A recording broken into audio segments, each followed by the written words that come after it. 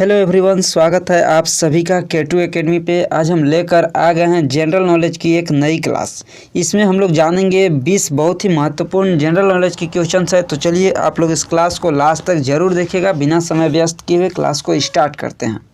तो यहाँ पे देखिए, सबसे पहला क्वेश्चन दिया है कि भारत का संविधान किस तिथि को अपनाया गया था। अगर पहले भी क्लास किए होंगे तो हम आप लोगों को बतलाए हैं कि भारत का संविधान कब अपनाया गया है।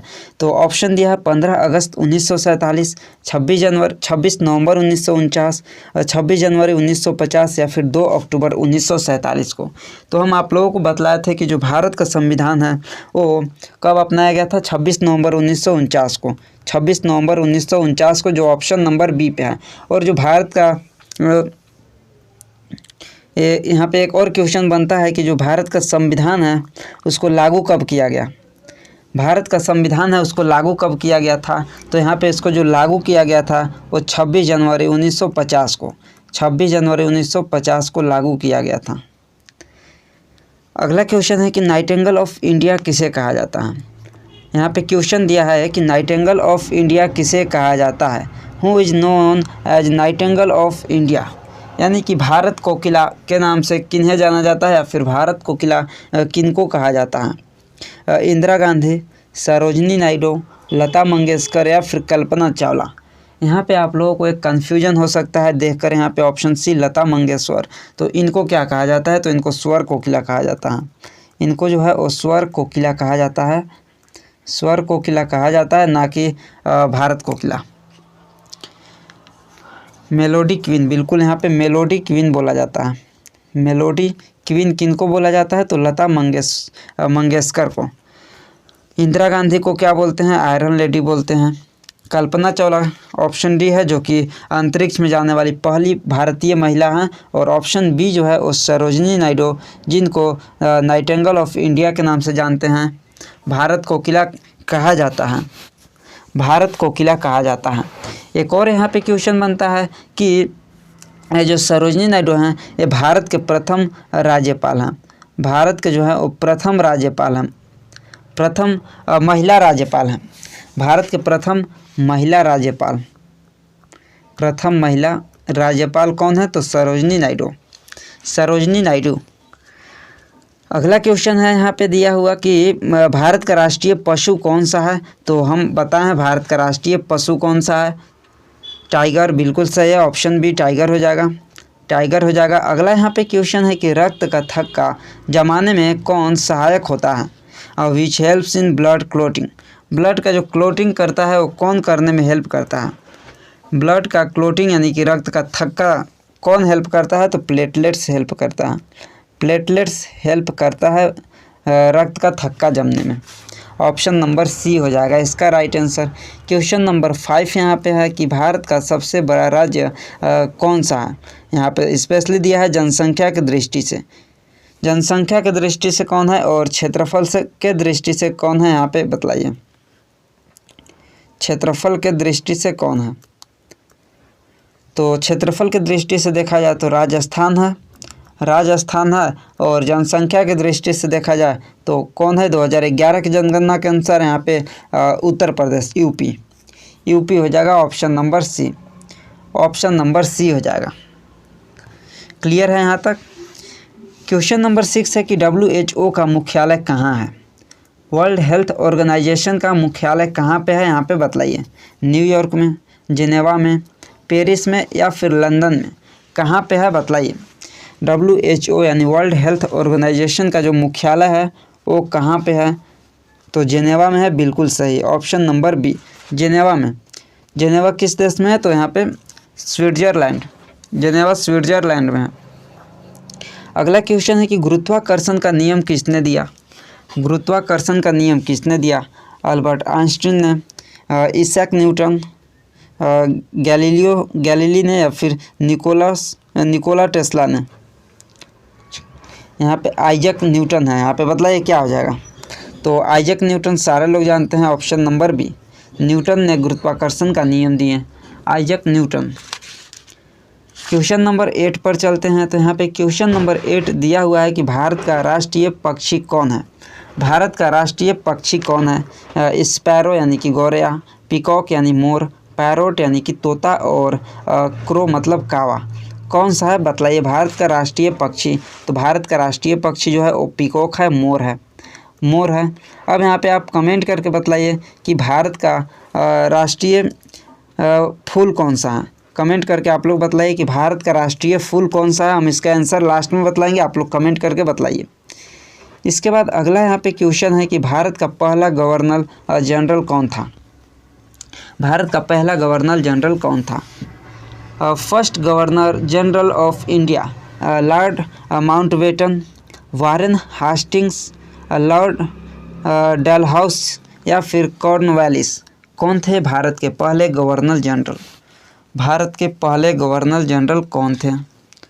तो भारत के अगर पहले गवर्नर जनरल को देखा जाए तो ऑप्शन बी वारेन हास्टिंग्स हो जाएंगे।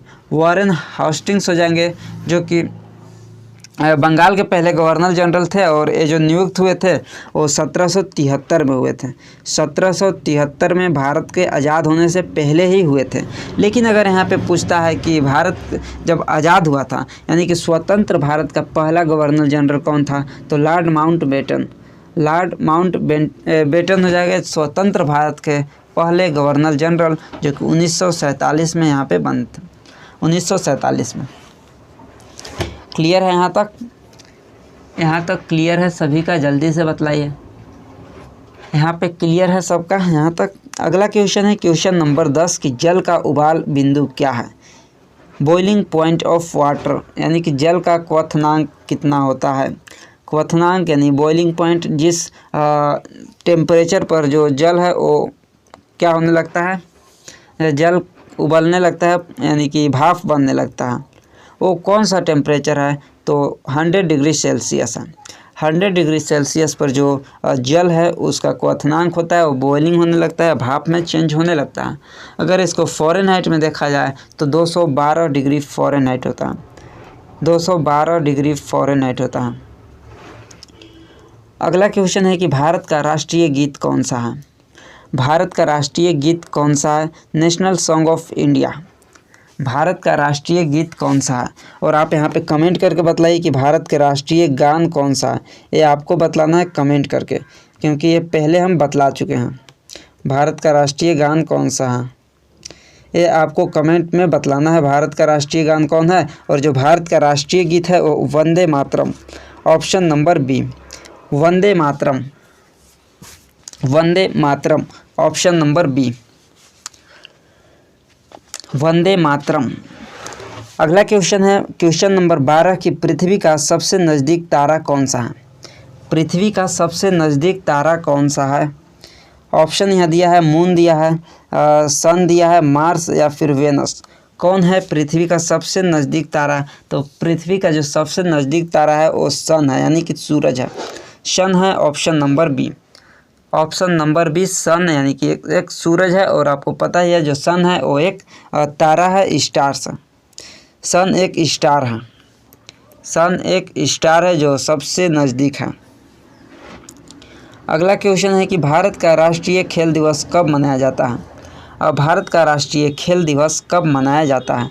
National sports day in India 15 अगस्त, 29 अगस्त, 26 जनवरी या फिर 2 अक्टूबर। कब मनाया जाता है भारत का राष्ट्रीय खेल दिवस।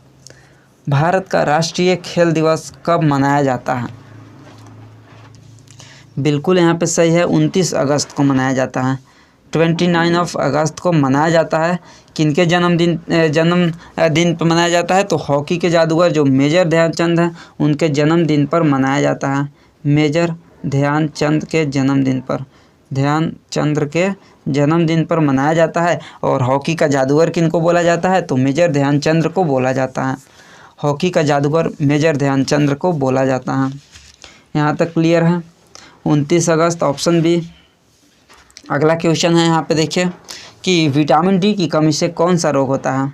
विटामिन डी की कमी से कौन सा रोग होता है। स्कर्वी, रिकेट्स, नाइट ब्लाइंडनेस या फिर बेरी।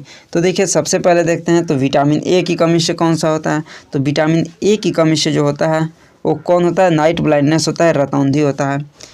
यहाँ पे देखिए सामने लिखते चलते हैं, जो रतौंधी होता है वो विटामिन ए की कमी से होता है, नाइट ब्लाइंडनेस।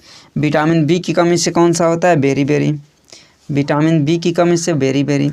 और विटामिन सी से कौन सा होता है, तो विटामिन सी से स्कर्वी होता है, और विटामिन सी से जो स्कर्वी होता है। और विटामिन डी रिकेट्स, और विटामिन डी की कमी से कौन सा होता है, रिकेट्स होता है। तो इसका राइट आंसर हो जाएगा option number B. Option number B हो जाएगा इसका right answer. Option number B हो जाएगा इसका राइट आंसर। विटामिन डी की कमी से रिकेट्स होता है, रिकेट्स। क्लियर है यहाँ तक? यहाँ तक क्लियर है सभी का? जल्दी बतलाइए। इसके बाद अगला क्वेश्चन है कि क्वेश्चन नंबर 15 है कि भारत की सबसे लंबी नदी कौन है?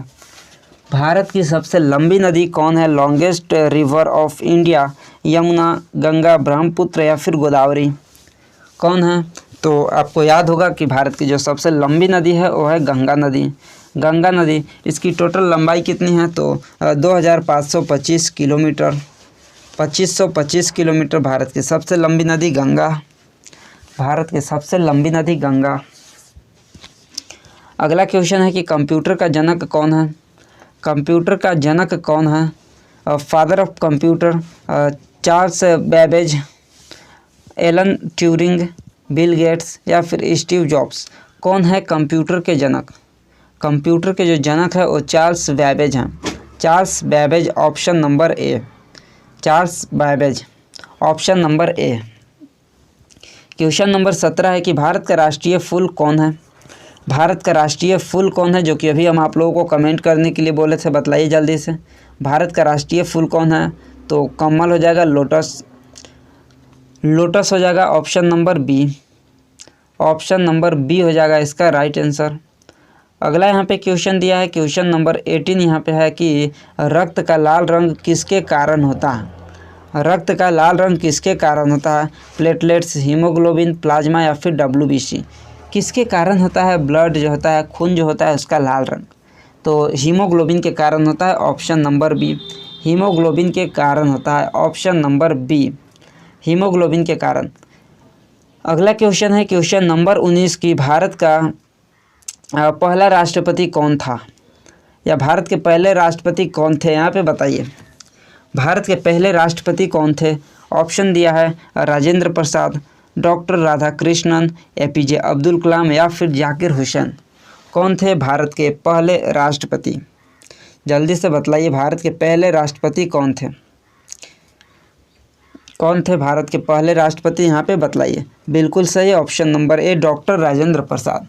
डॉक्टर राजेंद्र प्रसाद ये जो हैं वो 26 जनवरी 1950 को भारत के प्रथम राष्ट्रपति बने थे, और ये एकमात्र ऐसे राष्ट्रपति है जो जिन्होंने 2 कार्यकाल तक अपना सेवा दी है भारत के राष्ट्रपति के पद पे। तो ऑप्शन नंबर ए हो जाएंगे डॉक्टर राजेंद्र प्रसाद। अगला क्वेश्चन है कि विश्व पर्यावरण दिवस कब मनाया जाता है? विश्व पर्यावरण दिवस कब मनाया जाता है? यहाँ पे बतलाइए। और हाँ, अभी तक आप लोग चैनल को सब्सक्राइब नहीं किए हैं तो चैनल को सब्सक्राइब कीजिएगा, अपने दोस्तों के पास शेयर जरूर कीजिएगा, इस क्लास को लाइक नहीं किए हैं तो लाइक कीजिएगा। और इसका आंसर बतलाइए कि विश्व पर्यावरण दिवस कब मनाया जाता है? कब मनाया जाता है बतलाइए। और इसका PDF जो है वो आप लोगों को टेलीग्राम पर मिल जाएगा इस क्लास के बाद जस्ट, तो आप लोग टेलीग्राम को भी ज्वाइन कर लीजिएगा, वहाँ पे इसका PDF मिल जाएगा।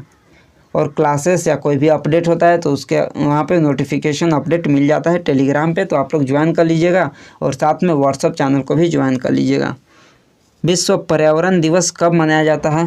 तो 5 जून को मनाया जाता है। Option number B, option number B, 5 जून को मनाया जाता है। और इसका आंसर की के साथ देखिए आप लोगों को PDF मिल जाएगा। बाकी आप लोग क्लासेस इसी तरह कंटिन्यू करते रहिए।